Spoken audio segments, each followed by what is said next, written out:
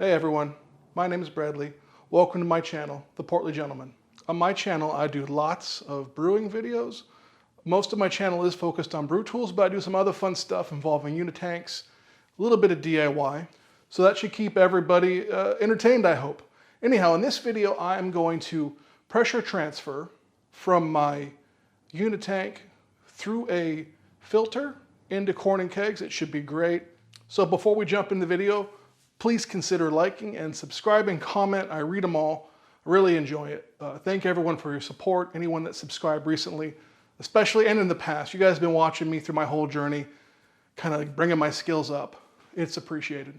Special shout out to Brian at Short Circuit Brewers for really the pointers, man. You're making it easier for me, I suppose. Anyhow, let's get right into the video. The first piece of my setup, this is a T that's hooked right to the Unitank's racking port. On top of that T, I have a ball lock adapter as well as a pressure relief valve. I use that to purge the whole setup of any oxygen whatsoever as best I could. Excuse the messy floor here. Then you see the main body of the strainer. It's a two-piece strainer on the inside. It has a 100 micron, I think, screen and a much larger screen. The wort is flowing around the outside of it and exiting on the center through the bottom here. And then if we look down right here, it just goes straight into a corn and keg. Simple as can be. I am a little nervous about the weight on the port and how that's going to play out, but you got to do it somehow. So I'm going to open the racking port and pray.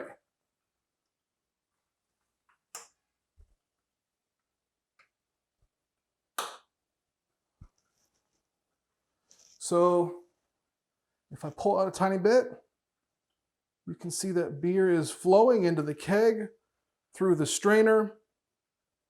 It looks clear. It's not quite showing up on film.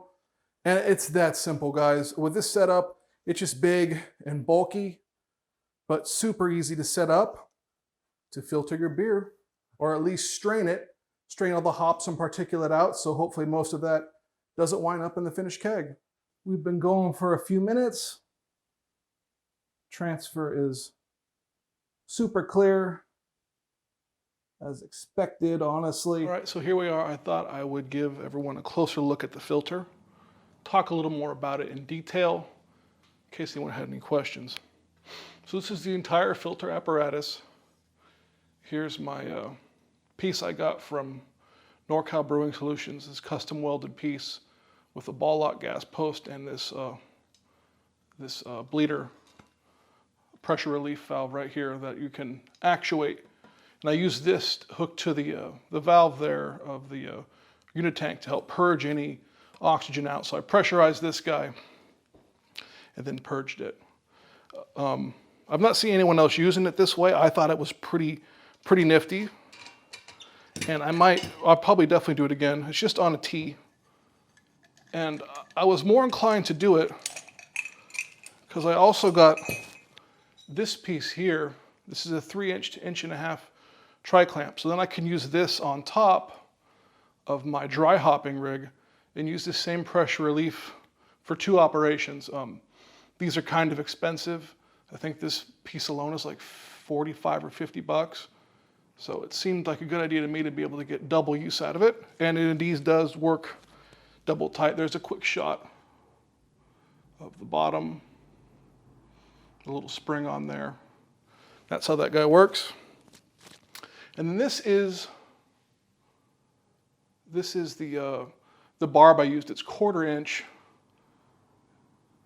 and it is tiny. I actually got a 3/8 that I'm going to use here in the future when filtering.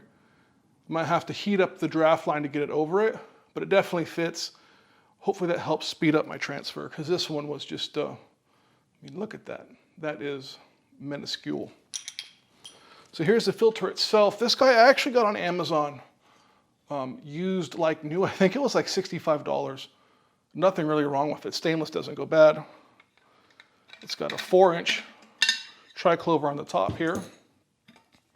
And then there's the inside of this guy, just a solid stainless steel piece. If you ask me what I paid for this thing versus what you, and it came with the gasket and the clamp, what you might pay for like a bouncer filter, I mean, there's no comparison. It comes with this screen.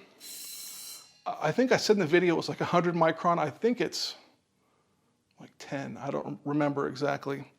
I've seen some people, they have like a hose clamp on here. I personally don't think it's necessary because, right, so the wort or the beer at this point comes in around, it flows around. I really don't think anything is going to get past here. In my experience, nothing did. And it's actually in two pieces for whatever reason. It's threaded, so that's interesting. I highly recommend this setup. Mine transferred a little slow because, you know, I used that smaller 1/4 inch barb here. And I also turned that dip tube right into the bottom of the fermenter. Like the first time, I freaked out a little bit. So that's kind of a technical difficulty on my part, and it caused that transfer to go forever. But here's a quick look at kind of the setup I used in the parts. The stuff was actually somewhat reasonable, especially this guy on Amazon. I think they're like 80 bucks on there new. It's hard to beat for a big old piece of stainless. All right, guys, thank you so much for watching, staying to the end of the video. I really had a good time on this one. I learned quite a bit. Next time won't be so jumpy when I'm adjusting that valve. It's just super fiddly. The way SS Brewtech, their racking situation is just, in my mind, it could be better, it should be better with a product that's been on the market this long, but I don't want to ramble. So as always, remember, home brewing is good, and I'll see you very, very soon.